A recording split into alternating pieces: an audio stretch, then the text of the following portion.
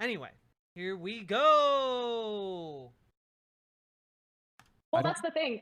That's funny because that really resonates with me. I definitely don't see myself on the right, Right. but I don't know. Again, I just really want to reiterate, I don't fit in anywhere at this point. Like, I don't think there's really a label that perfectly describes me. And to be quite honest, I think attaching myself to a label limits me. It limits my ability to like really think about each individual issue critically and carefully. And that's I think that's really important to have a more accurate perspective of the world around you. Listen, we got Yeah. a label for you. No, okay? no, don't take the centrist label. Okay? Enlightened centrist. It's That's trash. the label. Oh my gosh. It's totally Enlightened trash. centrist. What does that mean? What do you mean? That by means enlightened? it means exactly what you're describing. Well, enlightened centrist is kind of tongue in cheek, but centrists are just completely. I mean, everybody hates a centrist because people want to. It's fun for them to engage in this political debate. It's fun for people to use hyperbole and straw man the other side. They're literally LARPing it. We've had this discussion on the show many times. Like, is this how honest to goodness coups and revolutions in various South American nations happen? Like, the young people are just LARPing and LARPing and LARPing, and then oops, we elected an authoritarian regime. Yeah, I mean, I literally wonder this because I feel like could that happen here in America? I mean, what is your take on the I guess we can get. This is long, but I think it helps explain, but not excuse Anna a bit. A big problem with people like Anna, as most people her age, is that they grew up with the idea that being brutally honest is a virtue because it means you're being raw or authentic, and they almost relish the fact so proudly. They don't see that they're being an asshole, and they see being an asshole as an extension of the idea of being truthful. So they see safe spaces and trigger warnings as an affront to this value they grew up cherishing. Maybe that's part of it. I don't know if that's... I feel like that might be a small component. Perhaps. But I don't know if that explains it, you know?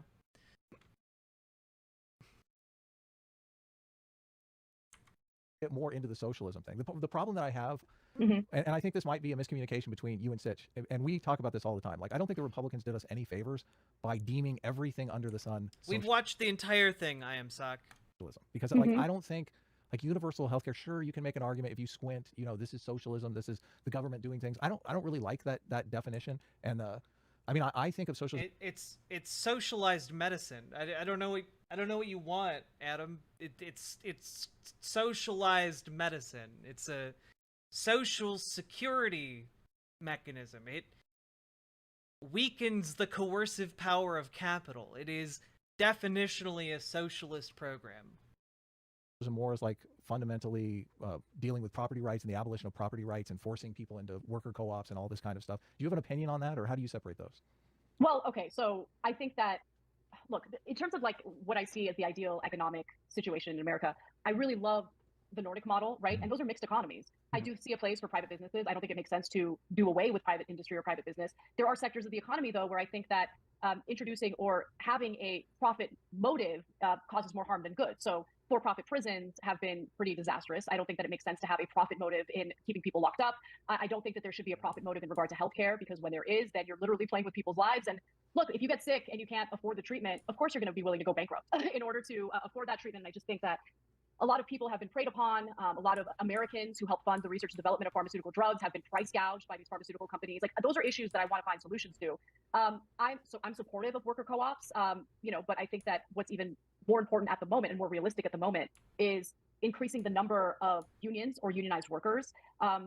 Unions used to be far more powerful in the country. There used to be far more unionized workers, and that gave them a seat at the table. That gave them some leverage in regard to their pay and working conditions. And I think that the dismantling and the destruction of labor unions has really led to some of the issues that we're experiencing right now. You look at some of these Nordic countries, they don't even have a federal minimum wage because labor unions negotiate pay raises on behalf of the workers. And I think that model is far more effective than what we currently have in the United States. So I want workers to have a lot more power. I want to look, public option, I think, is better than what we have. Yeah, exactly, PVZ. You can be honest without being an ass about it. I agree. She willingly talked to these goons. Manwich Cannon, she carved out 2 hours of her day to talk to these goons. Now, but I do really like and support a single-payer healthcare system. Do you understand the opposition to that? Because it's a... Yeah, I am Sock. TYT has been very foundational to my development as a leftist, and it's absolutely gutting to me that this is happening. Like you said, it's complicated, right? And yeah. I feel like a lot of the innovation in the healthcare industry, which I personally find important. I want to cure for cancer. I'm hoping like the AI stuff will help us move in that direction. But I do think the profit motive does foster massive amounts of innovation. And these other nations that have like some... The profit motive doesn't foster innovation. It literally doesn't do that. The government is the one that subsidizes the innovation costs. Everything in your fucking cell phone that was innovative was subsidized by the government. Some sort of universal healthcare system. I don't know that a lot of innovation is coming out of those systems. So I do kind of feel like they're taking advantage of the fact that we have this model, which I mean, you Tomorrow's and I agree, going to be insane, I'm sure. Like, it's terrible. I don't like, envy it's too you far your in the job. profit motive direction. But I worry about the single payer thing because I think it might be too far in the no profit motive. I mean, the difference between single payer and a public option is literally like the government is basically going to abolish private health insurance, and there's not going to be any private business involved. Well, I mean, look, I think that so we have to differentiate the innovators, so those who are innovating new treatments, new medical, tools, all of that, from the actual healthcare system, right? Because the way that I envision it is these people who are innovating, oftentimes through investment by American taxpayers, through the National Institutes of Health, like we fund a lot of that research and development, right? And then they turn out they price gouge us. So like that, they'll still exist. They're still going to make money. But the reason why I like a single payer healthcare system is because the government has more leverage to negotiate the prices of those services, right? And so right now what's happening is you have all like this weird fractured system where there's all these different healthcare companies and all these different plans, and there's more leverage when you have greater numbers, right? So if the entire country is under a single payer healthcare system, the country has more leverage to negotiate those prices. What I worry about with a public option as opposed to a single payer healthcare system is that it will create like this two-tiered system. And as you can see with other programs in the country, public schools, I think, is a good example. They start little by little defunding the public option. You get what I'm saying? Until it gets to a point where it's ineffective, flailing, all of that. And I am worried about that component of just having that two-tiered system of a private healthcare option and the public option. However, I will admit a public option, which is something that Biden ran on, would be far better than what we're experiencing today. I think that the Affordable Care Act, despite what the Republican Party would have you believe, is very much a Heritage Foundation policy that was implemented by Mitt Romney in Massachusetts. It is not in any way, I mean, it's forcing Americans to buy private insurance. That is what the Affordable Care Act was. Well, not anymore. They abolished. They did abolish that. So, but by the way, that was the justification for it, cost control, like the cost control portion of it. Because if you're forcing everyone to buy healthcare, then that's going to keep premiums low, except that's not what happened. There was actually no price controls whatsoever. And these private insurers are like, well, you got to buy from us, so we can charge you whatever we want. That's ended up being a little bit of a disaster.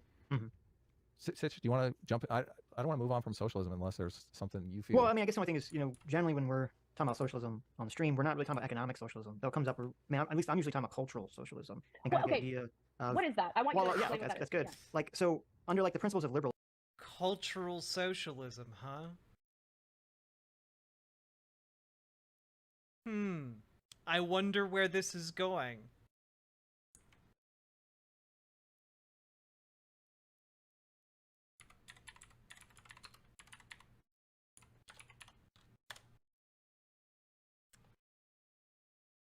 Just in case, just in case any of you are kind of curious about this, cultural socialism is almost directly related to the term cultural Bolshevism, sometimes referred to as specifically as art Bolshevism, music Bolshevism, or sexual Bolshevism, was a term widely used by state-sponsored critics in Nazi Germany to denounce secularist, modernist, progressive cultural movements. It's also closely related to Jewish Bolshevism. So, interesting.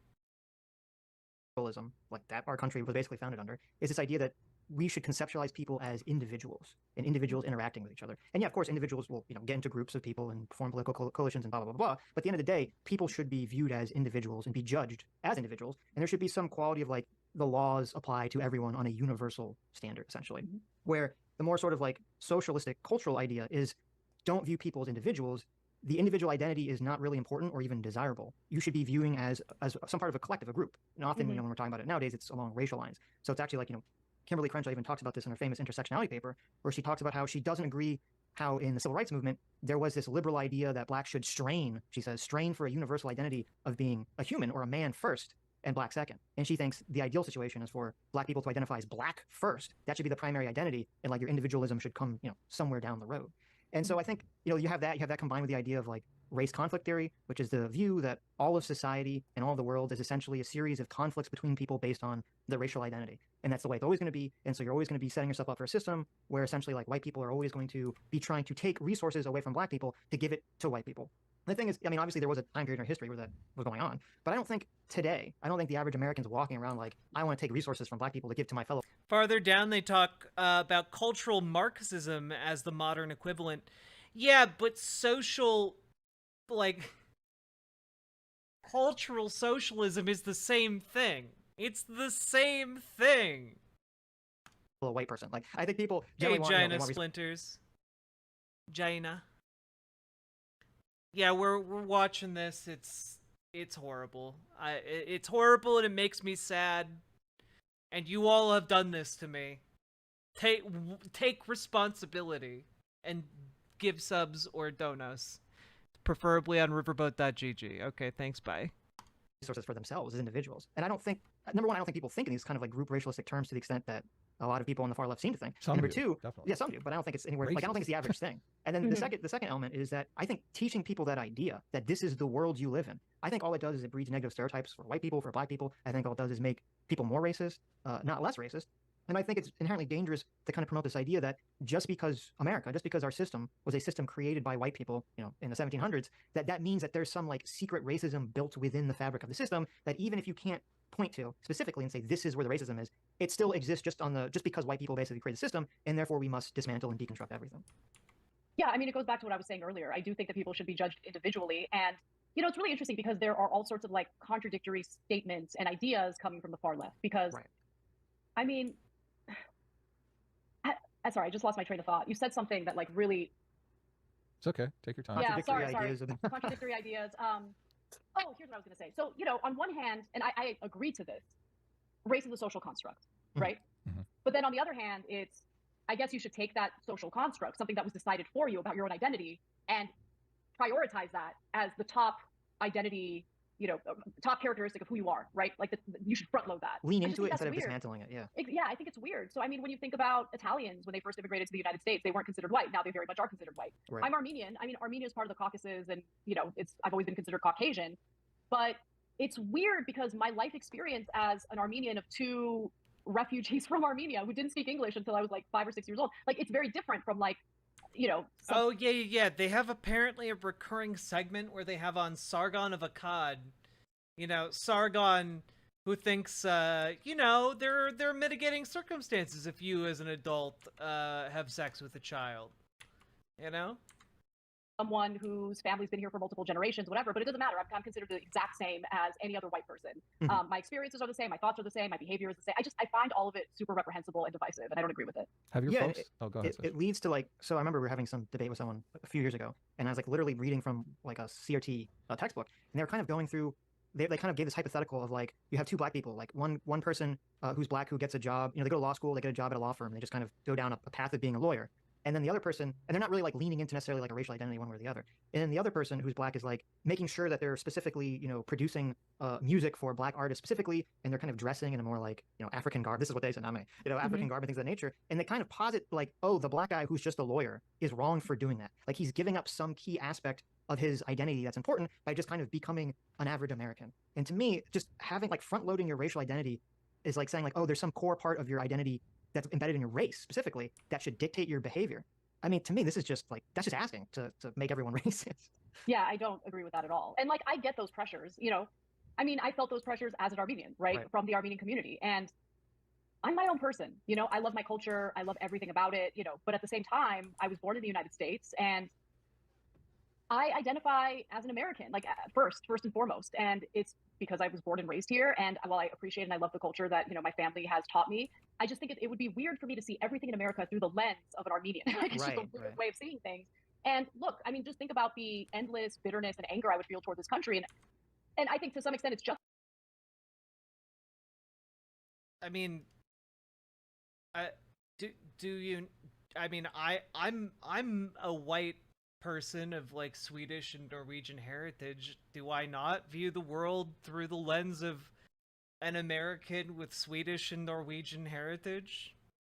I don't think we can really get beyond that, other than by being aware that that might bias us in a number of different ways, and seek to kind of accommodate that bias and make sure that we are aware of it and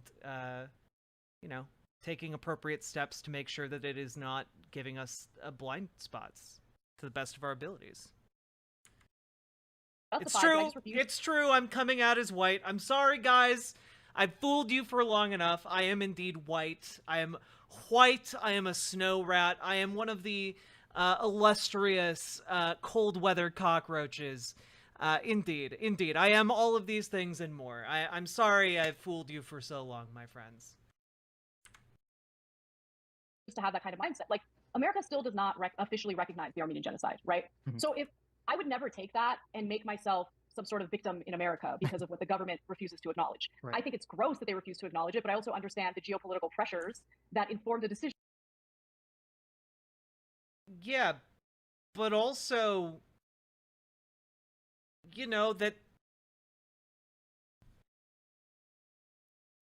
you are to some extent being victimized by the United States denying the genocide of your people.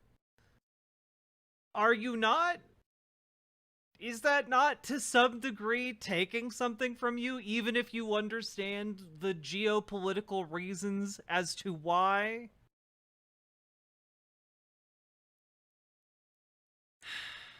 Decisions that our federal government make, right? We are close allies to Turkey, a NATO ally, even though currently, from what I've read, Turkey is kind of playing both sides of this Russian invasion of Ukraine, supplying some weapons to Russia, which I think is a bit of a problem. But anyway, that's beside the point.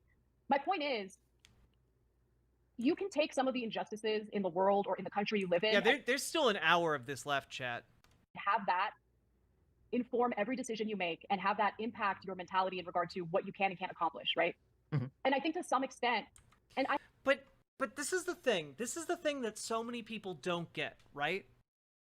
This is what irks me. It has never been about telling people what they can or can't accomplish. In fact, if you are deliberately misleading people about the challenges that they might face going into a certain career or choosing a certain school to go to or whatever, if you are deliberately obfuscating the challenges that might await them, then you are not preparing them to succeed. You are actually doing the opposite. You are preparing them to fail by not telling them what they are going to face. That's true of so many different situations, but it's especially true when we're talking about this. No one's saying if you're black, you can't succeed. What they are saying is, here are a set of obstacles you, as a black person, will encounter if you choose to do this. And here, in turn, is how you can overcome those obstacles. Knowledge is half the battle and all that. So knowing what you're up against, knowing, the battlefield, the terrain you are to fight on is what is going to help you win. Pretending like everything's an even playing field when it's not is only going to harm the marginalized. I haven't fully formed an opinion on this, right? It's just something that I'm leaning toward and I want to explore it more. I'm a little bit concerned that the left, and at this point I'm talking about the left broadly, I'm a little concerned that the messaging that they've engaged in for quite some time now towards the black community is to some extent insulting toward them and infantilizing toward them. You literally said the 90s were a better time to be black in America. You literally just got done talking about that. You glossed over Rodney fucking King to talk about how black people had it better in the 90s and race relations were better. What are you talking about? And stereotypical. So it was kind of jarring to me in the whole affirmative action debate.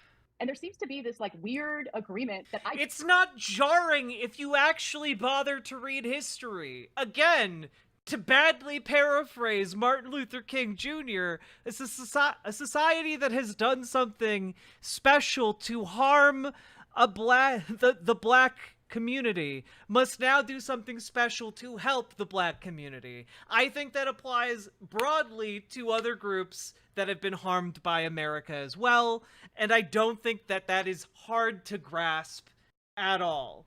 This isn't a weird disagreement, this is just not understanding why affirmative action existed in the first place.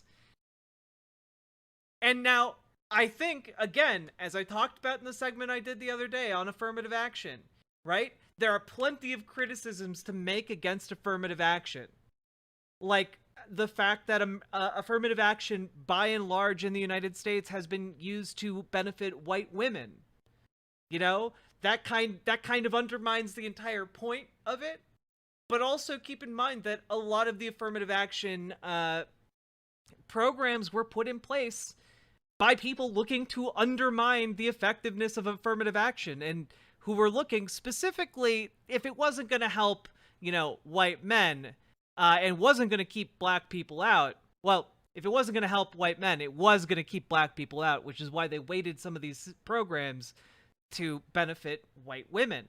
So, when we're talking about stuff like this, it's important to understand a difference between this thing that is good isn't working the way it should, and we should make it better, versus, we should just strip the right to implement affirmative action programs entirely. I think there's a pretty big difference between those two things. And given the fact that Anna was really upset about calls for, abolishing the police earlier, it's pretty clear she knows the difference between those two things. And she's just not making that distinction here, and I don't know why. I don't agree too. That, like, oh my God, if we don't have affirmative action, black people could never get into colleges or universities. Yeah, that's so bad. And I just don't like, I don't know, that rubs me the wrong way. Sometimes I'm worried that the messaging, the hyperbolic messaging, because think about it, if you're told over and over again, this country's unfair, you're never going to make it, why even try? Why even try? Like, and I'm worried that disempowers. Who is adding the why even try?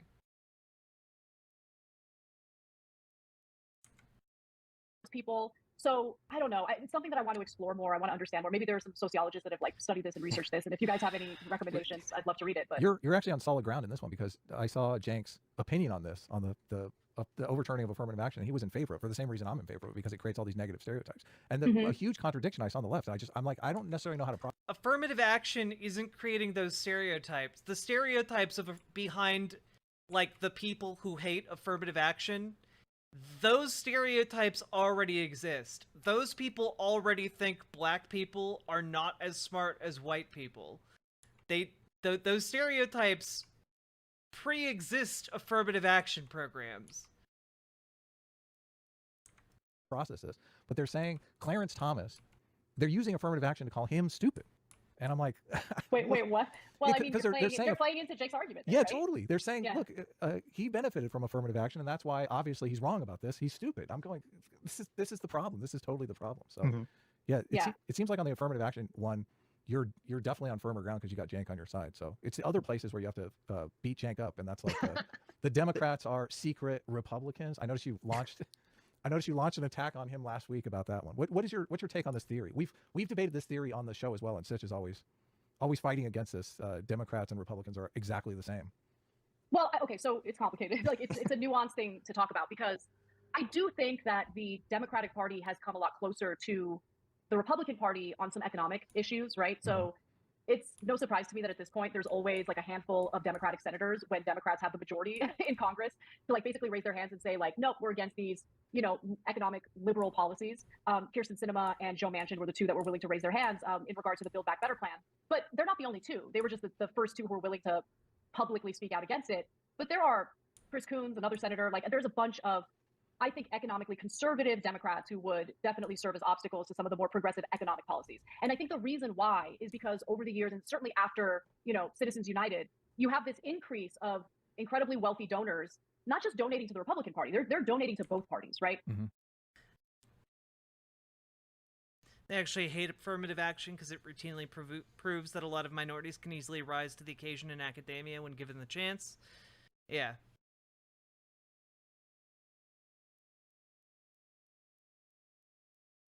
No, guys. No, Sophie. You see, affirmative action is what invented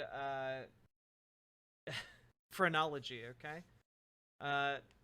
Affirmative action in the 1960s is what implemented phrenology in the 1800s. You just don't, you need to think. Think, chat, think! And look, anyone who tries to argue that these aren't legalized bribes, like, what do you think they are? Every election cycle, the amount of money that pours into election coffers increases. There are some donors that focus on the right, like, for instance, the majority of money coming from the NRA goes to Republican candidates. But when it comes to some of these multinational corporations, Let me when it comes to cut in a second, give you like a different perspective, because I'm with you, and I don't like, I'm not Yeah. in favor of all this money flowing into politics. And even look, the argument I usually hear is that, sooner or later the representative has to be responsive to their actual voters. So if the actual voters want a certain policy prescription and the rich donors want a completely different one, they have to cheat, finagle to get it in there. And I don't like, I'm not Pollyanna about it. I think that does go on. But I'm skeptical of this idea that you can give a bunch of money to a politician and they can brainwash their constituencies into like wanting things that there's no way in hell they would want. I don't think that they're brainwashing their constituents into wanting things they don't want. I think what they're doing is they're pivoting to the culture wars in lieu of focusing on the economic issues, where I think that there is, I wouldn't say exact agreement, but there's definitely more agreement and increasingly more agreement between Democrats and Republicans on these economic issues. And I think part of the reason why the culture wars are front and center and getting worse every election cycle is that in an effort to differentiate themselves from the Republican Party, the Democratic Party has leaned into the culture wars more and more, I think to the detriment of the country. Literally, conservatives only have culture war issues. That's all conservatives can bring to the table. That's all they got, Anna. All they have is hating trans people. To the extent that that is like the main tentpole of every major conservative candidate.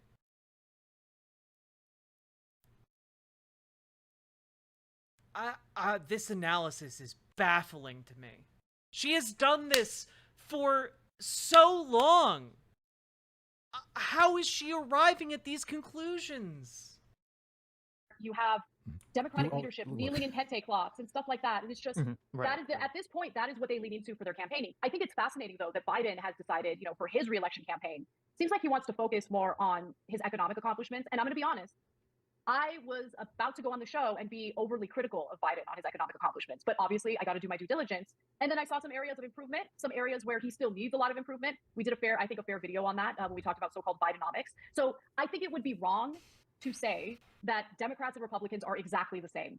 However, when there's increased agreement in regard to deregulation, tax cuts, like for corporations and for the wealthy, like all of that, I think that's where I feel frustration. I know that's where Cenk feels frustration. And what I want to do a better job of, and the reason why I kind of snap back at Cenk in that moment, is because I want us to be precise. He said something about how, Democrats just don't want to fight. And so what they do during these hearings is they have their, the people who they want to testify on their behalf, they sit them down and tell them, whatever you do, don't fight. I'm like, Cenk, you have no evidence of that. You can't just say that as if it's fact. I have an issue with that, right? However, I do think that I do want to see more of a fight from Democrats, but I want them to be strategic in their fight. I don't want them to just flail their arms around and scream like lunatics. I want them to think a little more strategically. Like when you look at LBJ, for instance, he was strategic in getting the Civil Rights, Act passed. Like he knew how to use carrots and sticks. And I want to see more of that from the Democratic Party on behalf of their voters, on behalf of the economic issues that their voters care about. I'd like them to kind of step back from the culture wars a little bit and kind of get their heads right about what's actually transpiring in the country, as opposed to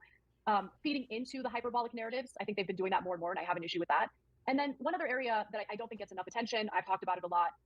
I do think that if members of Congress are investing in individual stocks, they are literally, they literally have a vested interest in maximizing profits for the companies they have invested in. They want a return on that investment. I think that's a problem. I think that there needs to be a solution to that. I don't know if it's, blind trust. I don't know if it's, okay, you can only trade mutual funds, but you look at the numbers and it's obvious they're insider trading because their stock portfolios. Exactly. Both sides. This is not Republicans are baddies and Democrats are good girls and boys. No, it's both sides. I mean, Nancy Pelosi, I think, is top of that list. She has outperformed the S&P over and over and over again. I'm like, I'm sorry, but she's not that brilliant. I'm not going to buy it. Yeah. I mean, obviously, all the insider trading stuff should be obviously illegal. The culture war thing was interesting because what you're talking about, I conceptualized the right doing that. I never really conceptualized the left doing that, because I think with the Republicans, they're in this weird spot where, because of the Tea Party and kind of Trump, there's like all this economic populism that's bubbled up on the right, which doesn't neatly fit into the box of like the neoconservative, neoliberal Republican that kind of came about since Reagan. And so in order to like distract from that issue, there's like this massive push on the culture war issue, which, you know, whether you're a more like classical Republican Reaganite or you're like a populist MAGA Republican, you know, you're on the same side of the culture war stuff. I think with the left, at least from my perception, it's been more that the Democrats have been leaning into the culture war stuff just because they think it's politically effective. Where you look at how the media covers certain issues and how, you know, I'm sure even, you know, we see with our audiences, I'm sure you see with your audience, it's like, you know, it's like people are more engaged with this idea of like, oh, I'm going to call someone a racist or a bigot, as opposed to like, let me explain some complicated economic policy that no, you know, that like people don't understand or really care about. And my perception has always been the Democrats have been kind of leaning into the culture war issues just because they see it as like a useful stick that they can keep slamming the conservatives with. And the conservatives see it now as a useful stick they can keep slamming the Democrats with. I mean, I think we're both right. I mean, I think that it's a way of differentiating themselves from the Republican Party, but it's also a way of giving their constituents the illusion of governing, you know, the illusion that they're fighting on their behalf. And look, this is a lot more cynical and it's going to sound conspiratorial. And I'm just saying that this is what I think could be happening.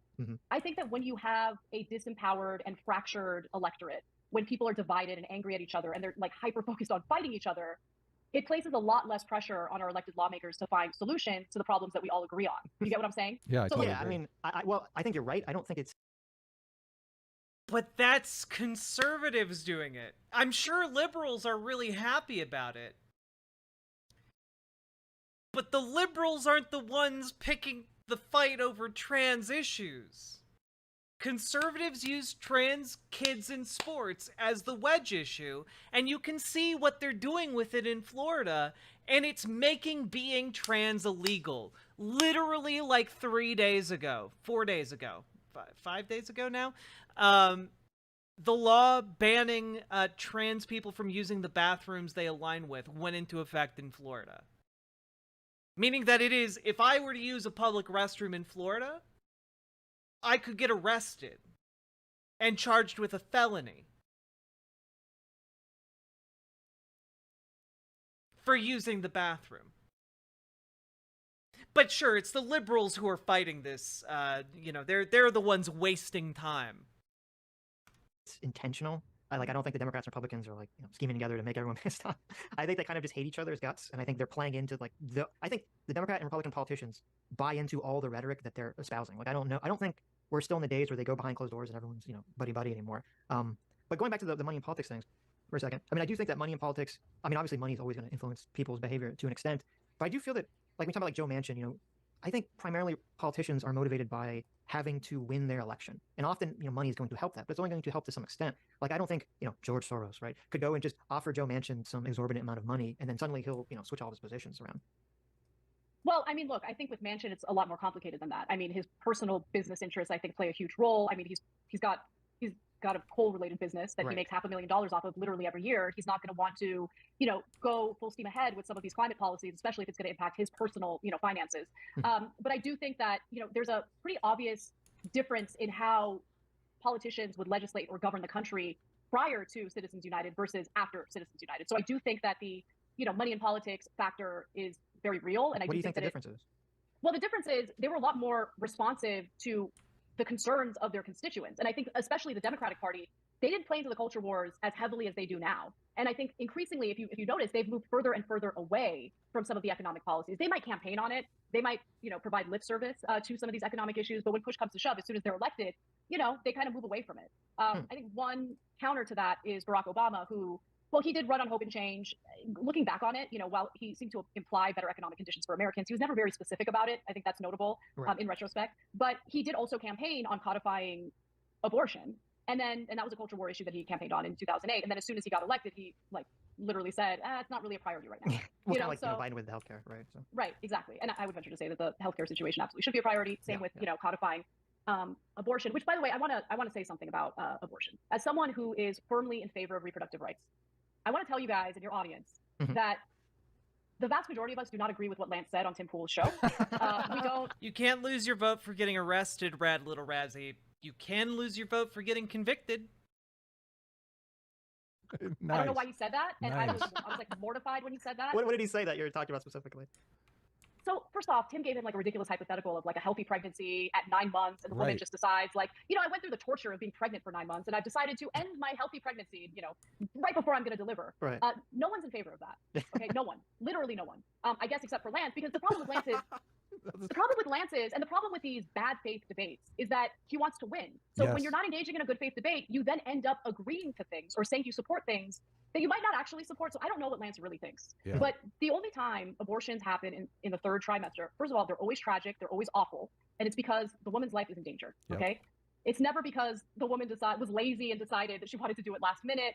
No one is supportive of that. In fact, most people who are supportive of abortion want it to happen, up to the point of viability, right? So, and that was what the Supreme Court ruling was about. It was Right. about legalizing abortion up to the point of viability, and that each individual state can determine, what their restrictions are, after that, or Well, or where they determine where viability stands. Well, here's a Mhm. strategy question for you, because I've been thinking about this. Like, the Republicans have spent so much time energizing their base with the abortion question, and they definitely have probably 20% of their electorate that are like, life begins at conception. Like, how do the and I've read that like 80% of people are in the position that you just laid out, abortion up until viability, some 10, 20 weeks, whatever we're talking about. How do Republicans court that 80% of the electorate and stop just Democrats catering to them? I don't know. So you should ask Republicans because look, at the end of the day, people want to be able to make decisions about their own bodies, about their own lives. Another area where, I think that there was a lot of misinformation was about what it would mean if someone refuses to get vaccinated with the coronavirus vaccine. I mean, look, at first it was like, oh, you got to get vaccinated because it's going to stop the spread. But then they admitted it's not going to stop the spread. And so, look, people should be able to make decisions about their own lives and their own bodies unless there is a very real and proven public safety or public health concern, right? And the way they sold it was you must get vaccinated because if you don't, you're going to harm other people. I think to some extent the jury's out on that. What?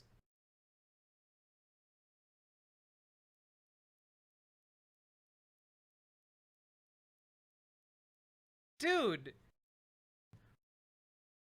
1.1 million people died.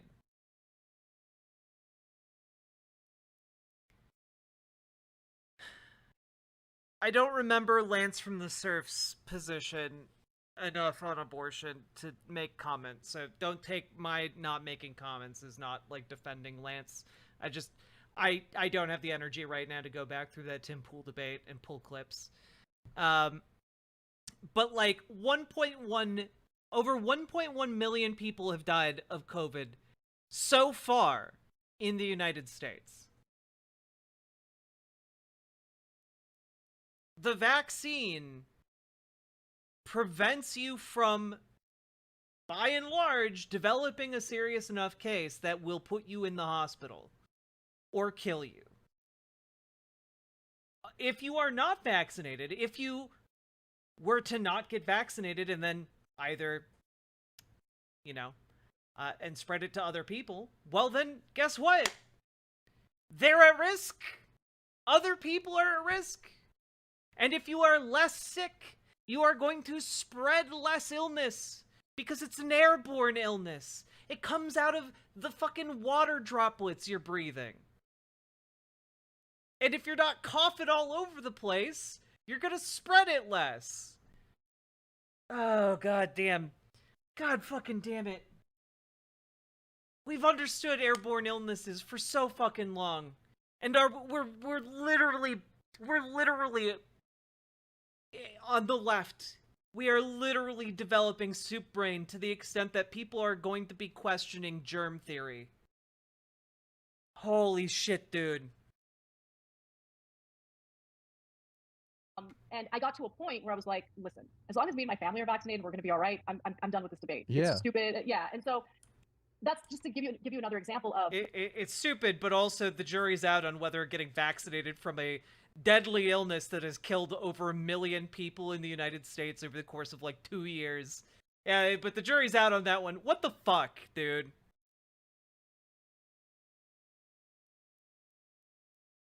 What the actual fuck? I'm actually angry. the majority of Americans actually do love freedom. They Sure. do love to make decisions about their own bodies. They want to make decisions about intimate decisions about their own families. And That's fine. You can make decisions about your own bodies as long as your body isn't harboring and spreading a deadly illness that is killing people. Jesus Christ, dude. And family structure.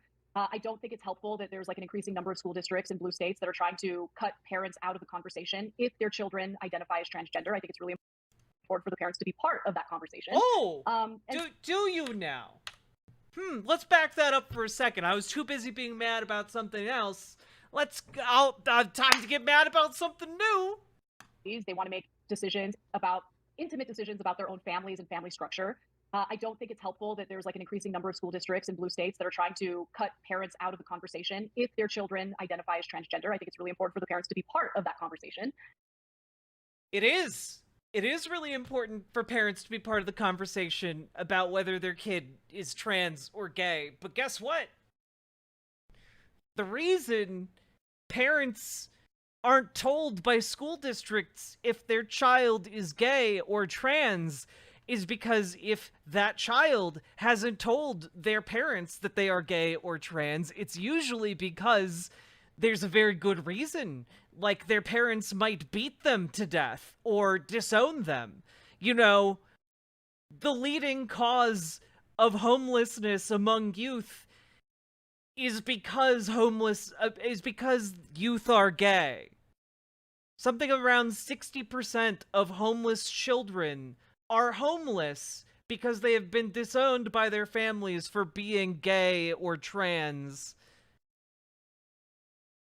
That's why maybe children don't feel safe coming out to their parents, Anna, and why school districts adopt policies to protect the well-being of the children who go to schools. Holy fuck, dude.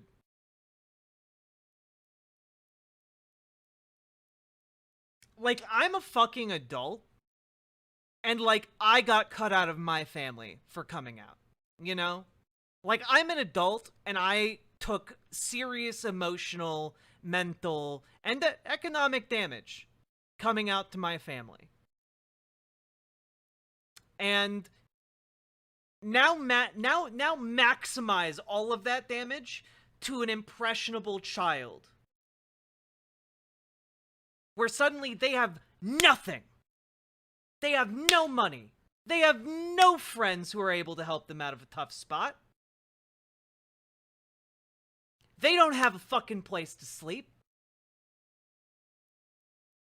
Because, well, what if these conservative policies force the school to out them to their parents? Or even worse, perhaps. Their parent finds out and decides they're going to detransition their kid by beating them with a belt. They're gonna change their child's sexual identity by beating them. Or, you know what? We've had people on talk about this. We've had people on talk about being sent to conversion camps. And you know what? Didn't convert them their sexuality. But it did torture them.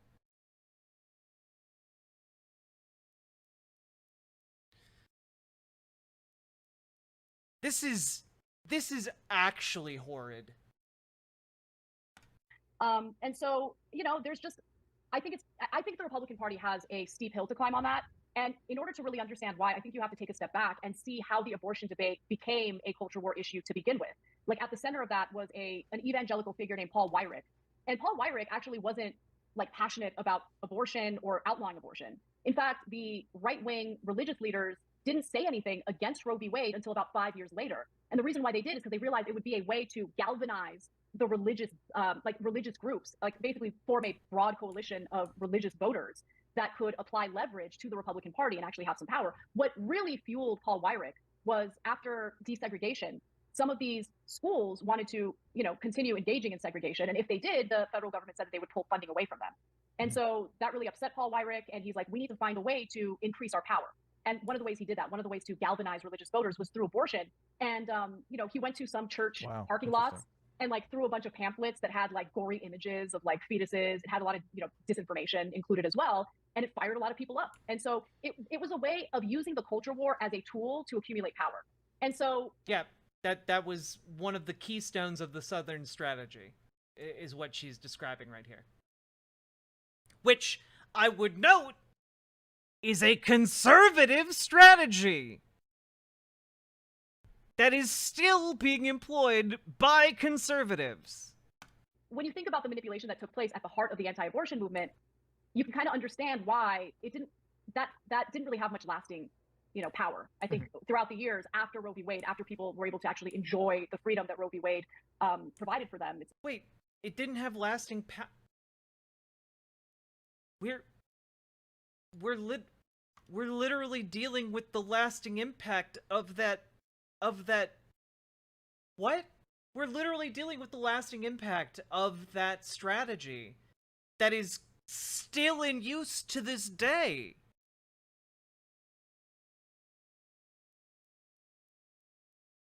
That fallout is what got Roe v. Wade overturned. It's kind of hard to take that away and then not face the political repercussions that follow. Let me rephrase, because instead of the Republicans, why aren't Democrats just putting out a proposal that's a reasonable abortion cutoff? I mean, I've watched some of these congressional hearings, and you've got various people, various witnesses on the panels, and they won't even, they'll ask them. They're taking the Lance position. Yeah, they're basically taking the Lance position. The Republicans will, obviously it looks great for the Republicans when they ask somebody on some congressional hearing and they can't say, yes, I'm not in favor of abortion in the 9th month. Yeah, I don't know why they do that. I don't know why Lance did that. I think it's so dumb. It's so dumb. And look, I don't think it makes sense to make all abortion illegal in the 3rd trimester. There are some rare instances where if the woman's life is in danger, right? But be clear about that. Just be clear about that. And you don't have to be a maximalist. I think the pressure to have a maximalist approach to all of these contentious policy issues has held the Democratic Party back in actually accomplishing things that protect people's rights. Yeah. And so they need to ignore, I don't know if it's because they're influenced by what they're reading on Twitter, but I can't say this enough. Ignore Twitter. Like, you were elected to represent the best interests of your constituents. So please do that and get off Twitter. Yeah, and I think you're completely correct about like this maximalist approach. Because I think what's going on with Lance and with the people at the congressional hearings is that, the left's position on abortion has been, for women, it's my body, my choice. That's been kind of like the slogan. And while obviously bodily autonomy is part of the abortion conversation, I think it's too simplistic to kind of narrowly focus and say that's all the abortion conversation is, because that's obviously not. It's more complicated than that. Because the question is, well, is there a potential life inside of you, or is there a real life inside of you? What point does it become a life? What point does a fetus have rights of protection that a baby or a human would have? Like, and so I think the problem is that because the slogan was my body, my choice, and it kind of got narrowed down so simplistically, essentially that is like, if that's your position, like, and you say my body, my choice, it like has to lead you down the road of you can get an abortion at any point as long as it's inside of you. And I think that simplistic focus, as opposed to having like a nuanced focus, is what led people down having these like insane prescriptions, which allow the other side to basically very easily attack and demonize them. Well, I mean, look, if you are basing your policy prescriptions on slogans and you haven't actually done the work to understand these issues and come up with a nuanced opinion on it, then you're a moron, right? So like, Yeah. No, but I'm being But they're serious. testifying in Congress. It's like, how are they getting these people? No, but I don't care if they're testifying in Congress. I don't care if they're debating Tim Pool. Yes. If you're literally leaning on a slogan because Right. you're too lazy to do the work, and that's all that informs what you're saying, we've got a problem. True. And that's the thing. Like, I just feel like we're in a culture right now where everyone is basing their very strong beliefs on whatever headline they read or whatever slogan they believe in. And it's like, okay, yeah, can you just scratch beneath the surface a little bit, explore this topic a little more, and then tell me what you actually think. And if you think that a woman at 9 months should decide to end a healthy pregnancy, and that's totally fine, and that most of the people in this country are with you, I mean, you're sadly mistaken. You're crazy. You're crazy, yeah. Well, we only have about 5 minutes left. There's one more thing I want to say, because you are constantly talking about regulation. One of the things that bugs me is that I feel like we're in this situation where, like, Democrats are reflexively pro-regulation and Republicans are reflexively anti-regulation. And I always feel like, I mean, what is the regulation? I want to know what the regulation is. So, and you've covered some. Obviously, you're in favor of affordable housing. I'm in favor of affordable housing. We both live in Los Angeles. God, we need affordable housing in LA more than anything. So, you did a story last week, I think it was, about DeSantis adopting some anti-regulation bill or something like that, and you were kind of against it. And I kept thinking, well, is he adopting something from Texas that has really great affordable housing because they don't allow these environmental impact statements to come into play and prevent them from building more housing, which a lot of homeowners, but myself included, like, well, no, I would never do this, but a lot of homeowners want to protect the value of their homes by stifling more housing development by using these environmental impact statements to basically put off housing in their areas indefinitely. But you're mixing up two stories. So I believe in the story about DeSantis. If I'm talking about the same thing, you're mentioning. Well, no. First of all, I know That's- it's from two different stories, and I don't necessarily Oh, know got about it, got it. I don't know about the regulation that they were adopting. The regulation it looks like DeSantis was adopting was to prevent people from using regulation. But I didn't necessarily know what the regulation was, and I don't like it. Doesn't it not seem that Democrats sometimes are reflexively pro regulation when they should just think about what the regulation is?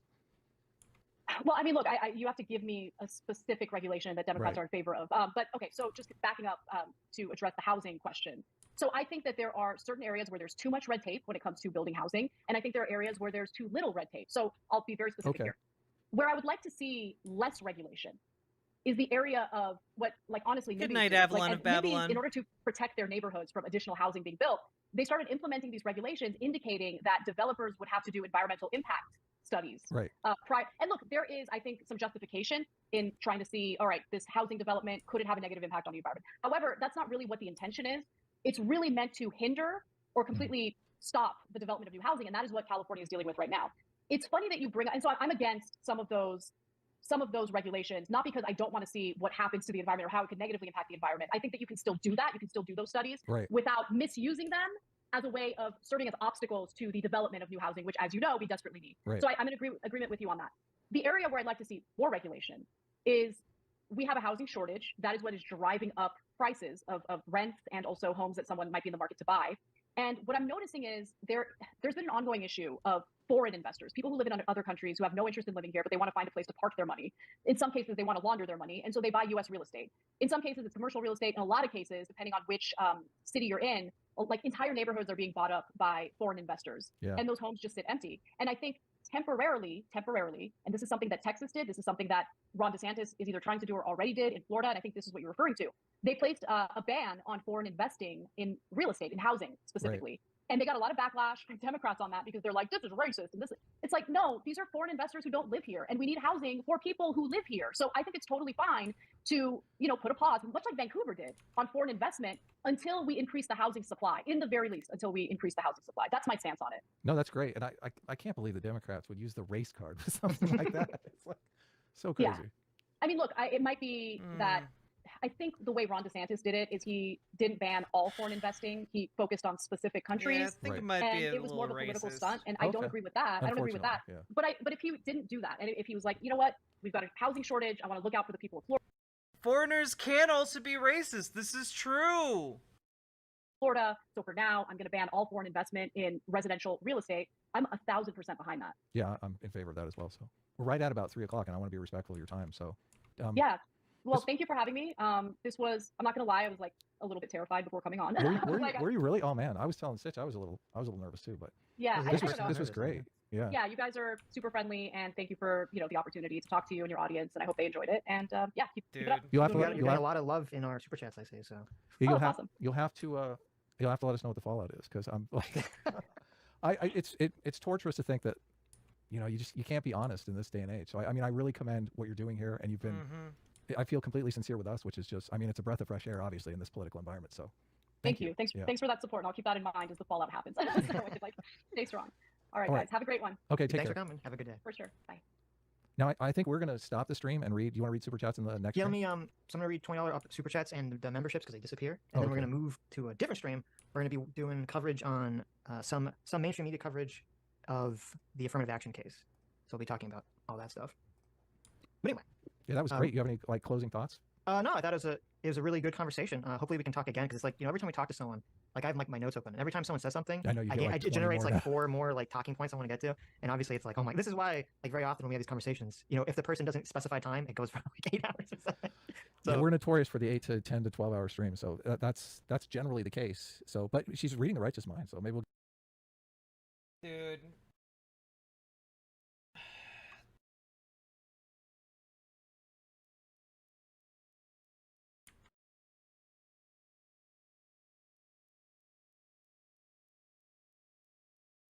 That was sad. That was sad as hell. And I don't really know what else to take away from that. My heart hurts. And I know I went to bat for Anna a lot. I tried to be patient with her, explaining different elements of like trans people, why people propose certain language to be used for some groups of trans people. I thought I had gotten through a little bit. That's clearly not the case. Wasn't even just the trans issue. She went down all the right-wing issues. I don't know if it was all of them, but I feel like, yeah.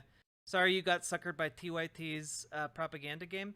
I mean, look, I think that TYT as an organization has generally been a pretty good thing for the left. But like over the past year, Jenk and Anna have been going down some pretty odd roads, and I don't know how to make sense of it, Cleaver Chef. I just don't. I don't think it's for the money. You know, I don't think that's the case. Anna decided to keep doubling down. I mean, I suppose I suppose, you know.